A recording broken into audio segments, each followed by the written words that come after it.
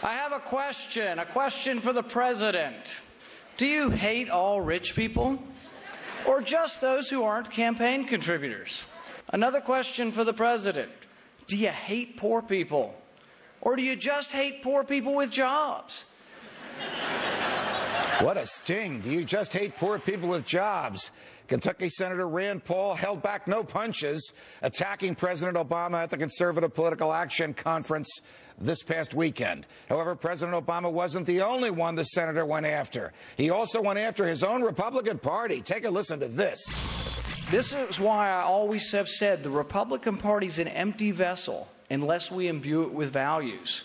Unless we imbue it with values. Here to explain his speech is the Kentucky senator himself, Senator Rand Paul. Senator, always a pleasure. Welcome back to Freedom Watch. Good to be here. What did you mean when you called your party, the Republican Party, an empty vessel? Well, I think there's nothing inherently better about one party than the other unless you have beliefs, a belief system that's different. I think too often Republicans have been Democrat light, and that's sort of what we became when we took over all three branches in the last 5 years or so. We added new programs. We added to the debt.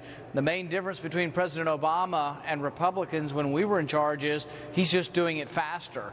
So he's making government grow even faster and debt grow faster, but we were doing kind of the same thing. So my hope is that if we ever get in charge again, we actually believe in something different, that we have values and a belief system that is distinctly different, that is believes in individual liberty and freedom and the Constitution. And so that's what I hope for if we ever get in charge again. Why do Republicans seem to be having a battle over the values that they do believe in almost every 4 years?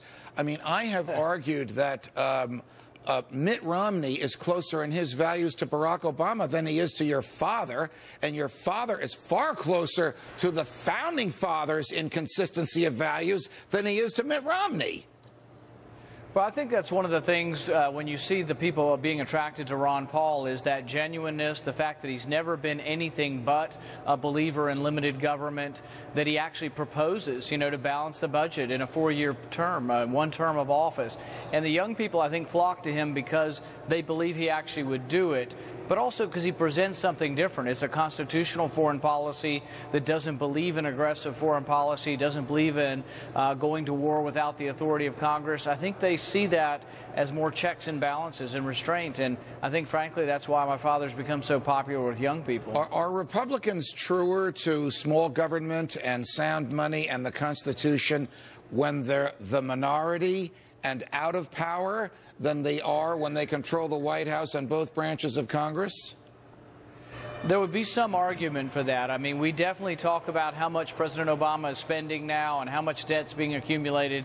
But when Republicans introduced the largest entitlement program since LBJ, which was expanding entitlements under Medicare prescription Part D, right, most Republicans voted for it. And the minority, Ron Paul was one of only 30 congressmen to vote against this. They were the unsung minority, and nobody was listening to them at the time as the big rush was. In fact, President Bush was twisting arms to try to get conservative legislators to vote against their principles to expand Medicare. What will you do? What will your father suggest to his followers that they do if, perchance, Mitt Romney is the Republican nominee for president and Newt Gingrich is running as vice president with him? Well, I think my dad has always said it depends on what the nominee decides to do. Several of those on the stage have talked about, auditing the Fed. Some of them have even talked about the fact that President Obama went to war in Libya unconstitutionally. Some have talked. At one time, Romney has said on the stage that he thinks that we should begin to wind down our presence in Afghanistan. So I think it depends on whether they adopt some of his platform. And we still are in this to win. We're getting lots of delegates. Our people stay longer and shout louder. Yes, we know that. We have a fervent following, or my dad does, and I think because of that, we're accumulating a lot of delegates. If we get all the way to the convention and there isn't a nominee, I think you'll see whoever the nominee is, if it isn't Ron Paul, I think coming in our direction. It depends on how much they're willing to come in our direction. I think how much my father will be willing to come in their direction. Got it. Senator Rand Paul, it's a pleasure. Thank you for joining us.